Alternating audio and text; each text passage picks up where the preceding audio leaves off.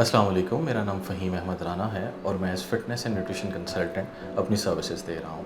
अक्सर ये ऑब्ज़र्व किया जाता है, हम क्रिकेटर्स को देखते हैं टीवी में कि उनको क्रैम्प बहुत पड़ जाता है अक्सर भागते-भागते, ख़ास तौर पे जो टाँग का पिछला हिस्से वाला मसल ग्रुप है, हैमस्ट्रिंग्स, वो पुल हो जाता है।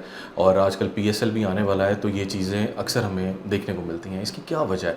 इसकी एग्ज़ैक्ट कॉज़ तो अभी तक अननोन है, लेकिन जो फैक्टर्स समझे जाते हैं जो इसमें कंट्रीब्यूट करते हैं, एक तो डिहाइड्रेशन है, यानी पानी की कमी की वजह से ऐसा हो सकता है। दूसरा इलेक्ट्रोलाइट्स की कमी है। इलेक्ट्रोलाइट्स 4 वो माइक्रो न्यूट्रिएंट्स होते हैं, सोडियम, पोटेशियम, कैल्शियम और मैग्नीशियम।